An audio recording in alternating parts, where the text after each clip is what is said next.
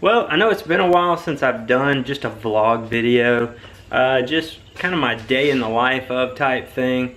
So I decided I would try doing one of those today because of the fact that I haven't done it in a while. I've had a lot of people ask me questions about the shop and how it's coming and how everything's going. I have got pretty much the workbench completely set up now.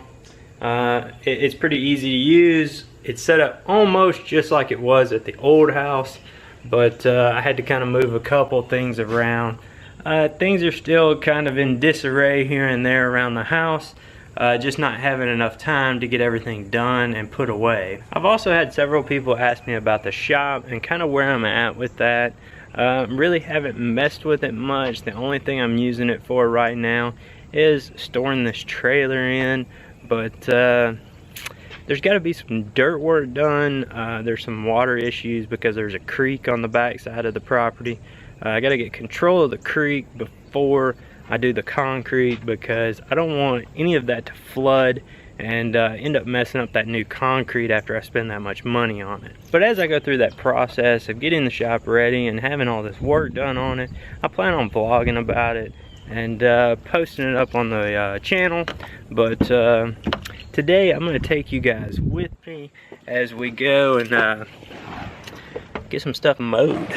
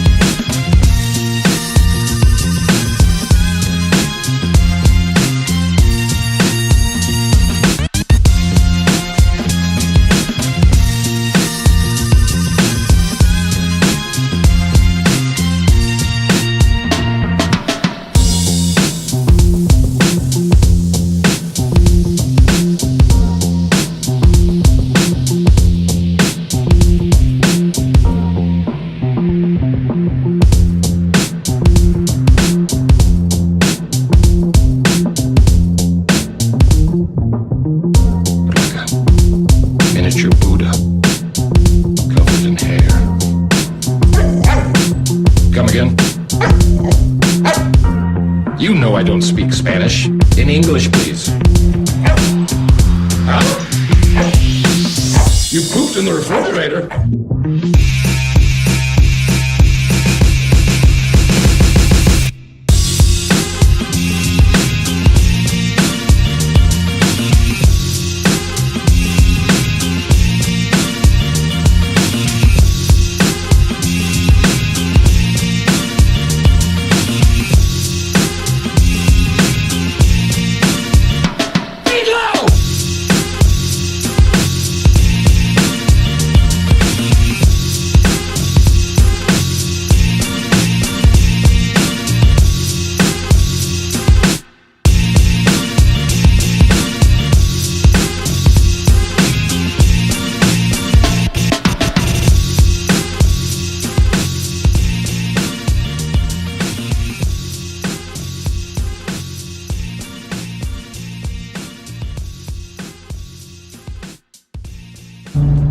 So that's the first time I've used that Shindawa weed eater in a while. I actually had a hole in one of the little hoses that goes to the carburetor and haven't taken the time to fix it. So for the last few months I've been using nothing but the 2620, which that 2620's got tons of power. I really like that thing. You really notice the power difference going back to the Shindawa now, because I did fix it over the weekend. Just had to change out one of those little hoses. Nothing to it.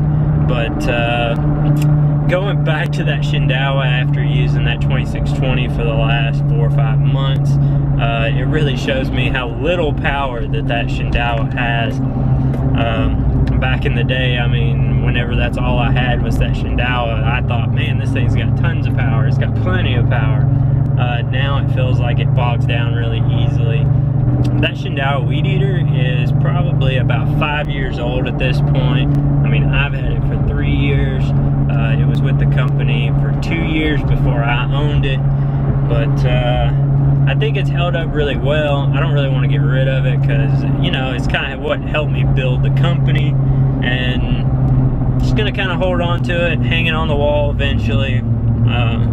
I'll probably retire it eventually, and it'll just hang on the wall and be kind of memorabilia of the company and the roots and where I started.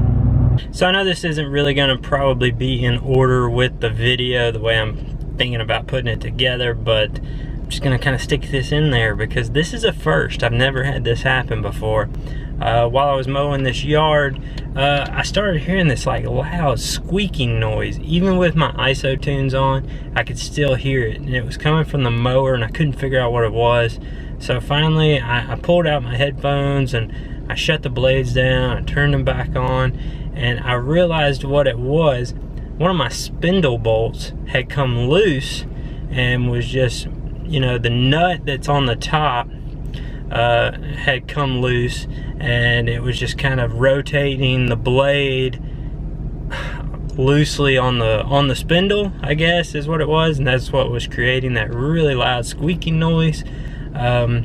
So I've never had that happen. I've never had a spindle bolt come loose. I did maintenance yesterday, so all I can figure is maybe I just hand tightened it and I forgot to put the impact on it. Not really sure. It had to have been some kind of error on my part, but thankfully the blade didn't completely fall off. I really don't know what would have happened. I don't know if it just kind of falls to the ground and drags there, or if it could have hit the other blade and really damaged something. I don't know, but luckily I caught it either way. And now I'm just gonna head back to the house because I don't have a socket the right size to tighten that thing up. So I'm gonna run back by the house and get that thing fixed. Okay, so now I'm back at the house. I kind of wanted to show you guys what I was talking about on the spindle bolt and how it came loose. So I just pulled the cover off of this thing just to be able to see it a little better. I'm just gonna reach underneath, and as you can see, I mean, it's 1/4 of an inch that it slid off of there. I'm really not sure what happened. So now I'm just gonna take this little baby and tighten it back down, and hopefully we'll never have this happen again.